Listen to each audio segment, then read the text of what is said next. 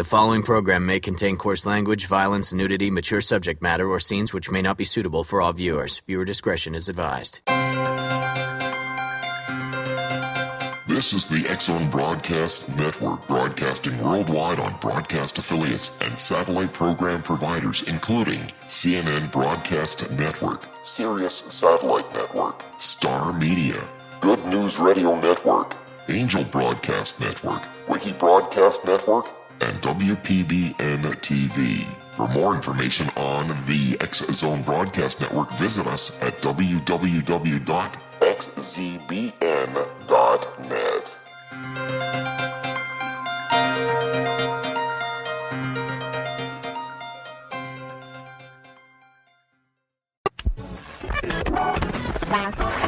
All Hit Radio.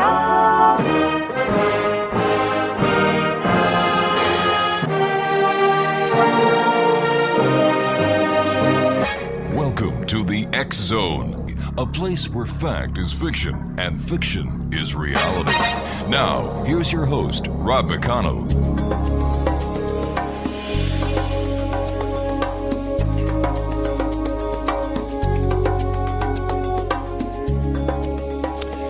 Welcome back, everyone.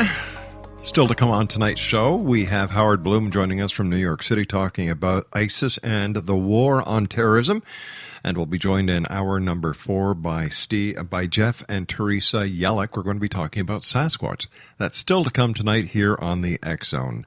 My guest this hour is my good friend and longtime working associate, the former producer of the X-Zone radio show from, that was at White Springs Media so many years ago. He is Corey Kay. Corey now is the guy behind the X-Zone Tech Zone at www.xzonetechzone.com. And Corey Kay, welcome back, buddy. It's great having you back after these last couple of weeks, and you've been a busy boy. Oh, yeah, and it's good to be back, too, by the way. We have so much to talk about tonight, I don't think we'll be able to keep up with it all. Well, you know what? I know you and I have worked so long together that we always give it 150%. So let me start by asking you, what the heck happened at Home Depot? Well, this is really interesting. Home Depot has been the victim, or Home Depot users have been the victims now of what is probably a bigger attack than the Target attack. Wow.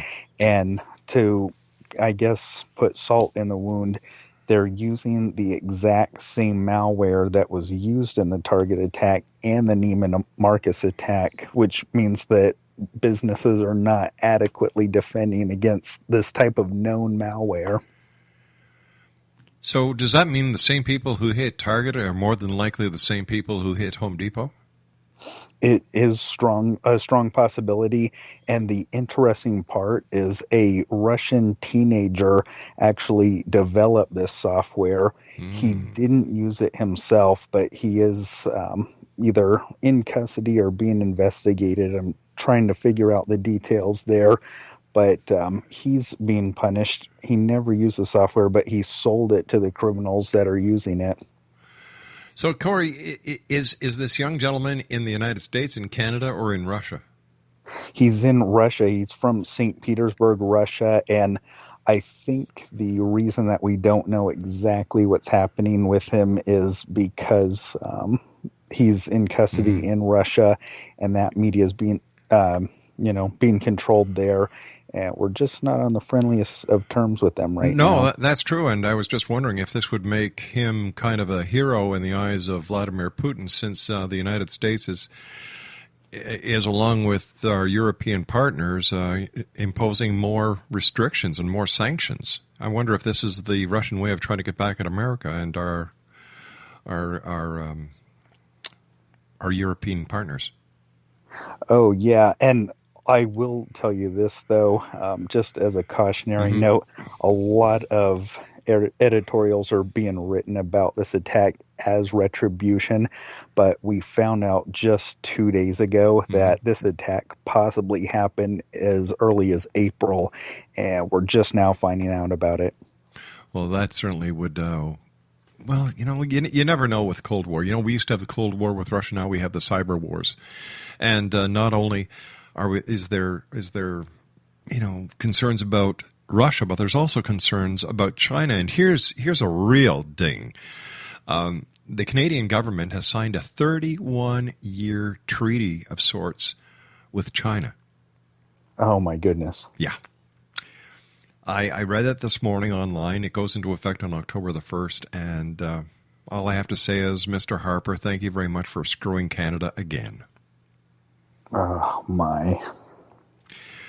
Yeah, it's crazy. It's a crazy world, Corey. We've got the people in ISIS now threatening to kill the Twitter people who cut off their accounts with Twitter. Social media is being used now as a tool of terrorism. One security analyst classifies it now, but it's just not Twitter. It's all the social media. It's emails, the whole bit. How easy is it for companies like Twitter, Facebook, and email servers to actually work with authorities to channel and to pinpoint the people who are using the internet for nefarious purposes? Earlier in the year, I was a little more optimistic than I am now. It looked like we had some promising international campaigns. I think because of the deterioration of certain economies in Europe and the heightening tensions globally, I think some of that activity is taking a back seat. There is the slim possibility that as the U.S. and other nations, as they start to build alliances to possibly counteract ISIS and Russia, we might see renewed cooperation there. But I think we have so many problems right now that cybersecurity is almost taking a back seat. Can you imagine if ISIS was to join forces with Russia? Oh, no. Scary thoughts. Corey Kay is my special guest, my good friend that I've had the pleasure of knowing for many years now. www.xzonetechzone.com, and we'll be back on the other side of this 2-minute commercial break. Whatever you do, don't go away.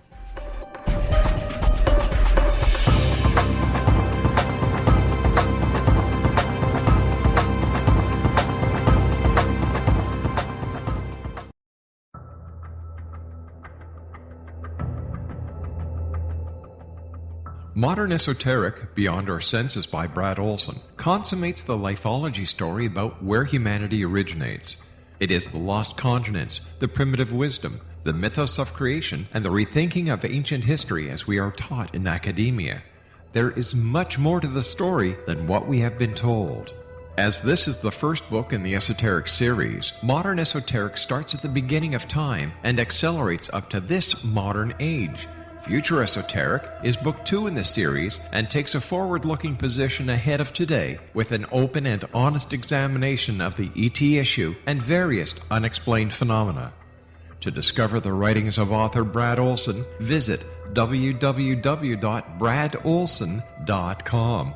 That's www.bradolson.com.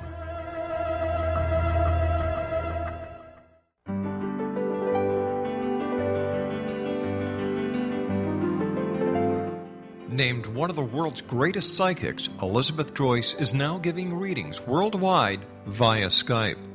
Elizabeth Joyce is recognized for her clairvoyant ability to help find missing persons, her analysis of dreams, past life regression work, mediumship, and her accurate predictions.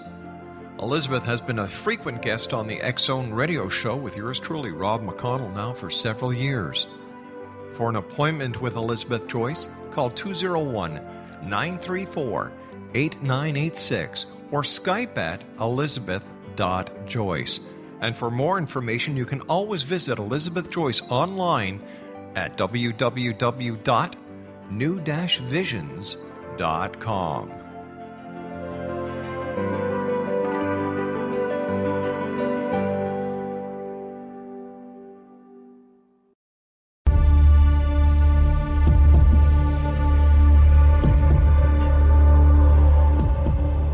Welcome back, everyone. This is the X Zone. My name is Rob McConnell. My guest this hour is my good friend and the gentleman behind the X Zone Tech Zone, the one and only Corey Kay.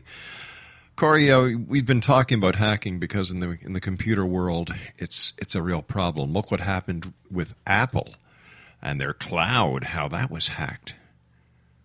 It's scary. And actually, speaking of Apple and their iCloud, they're catching a lot of flack right now, not just for the celebrity photo leak, but for things that they're doing voluntarily, not necessarily hacking. Apparently, a certain percentage of Apple users are irate that Apple uploaded a U2 album to their iCloud accounts. Oh, you've got to be kidding. No, I guess they're upset about this. Well, can you blame them? It takes up storage space, and if you're kind of right on the edge between tiers, something as little as that could push you into a more expensive bracket. Yeah. You know, I think the bigger companies, Apple, Google, and the other mega giants in this industry are starting to turn the screws on us wee peons. And I don't see how we can fight them. You really can't, can you? Well, there's one possibility. Consumers can go on Twitter wars themselves. I don't know how effective they can be at all times, but in some limited cases, these so-called Twitter wars have been effective in rolling back fee hikes. I can tell you that. Really? Yeah. Now, those are very interesting because unlike some of the groups that we've been talking about, like ISIS, who are very highly organized and kind of have group meetings and they plan these things out, with so-called Twitter wars, you have just a collection of random individuals that believe in the same thing, posting individually, and somehow this random collection of individuals can sometimes achieve a few wins, at least temporarily. I know in the case of Netflix, they were able to roll back a membership change for a couple of years anyways. What is happening with the fight between companies like Netflix and Hulu that are rebroadcasting or retransmitting television shows? I understand a number of the networks and stations as well as production facilities were really getting upset. Oh, yeah. And what's happening is the cable companies, broadcasters, Netflix, they're all fighting with each other over basically payments amongst themselves. They want to put companies like Comcast, they want to charge Netflix and other streaming services to buy so-called fast lanes, and if they agree to pay those fees, they're actually increasing the rate at which videos are being streamed to certain users, because the ISPs like Comcast, they actually do have a large amount of control over what speeds we see, but not everything you see in the paper is lies. I know I saw one article recently where a Netflix spokesman, or excuse me, a Comcast spokesman was saying that some houses, they really don't control the speed going to some houses, and to a very limited extent that's true. They don't have ultimate control over the last stretch of network cabling going from their hub to every single remote house, but that's a little bit of whitewashing because they do have a large amount of control. And I can give you a perfect example. Last week, I was noticing that the speed. Now, we use Bell Canada, and in the past, I have said things that are a little negative about Bell Canada. Mind you, you know me long enough that, if somebody deserves a laurel, I give them a laurel. If they deserve the good old French goose, I give them that as well. This is a laurel for Bell Canada. I called them up, and our speed dropped significantly on uploads. And as you know, Corey, in this business, we depend on upload speed, not download speed. Well, I called up, and I went directly to their fiber optic control center. While I was on the phone, within 3 minutes, they had my speed back up to where it should be. And I got a credit. I like that part, but that just shows you how much control they really have. Oh, they have total control. Like, they go into your modem while you're online. Oh, yeah. Yeah, they can access it directly. They try to control things like use of torrent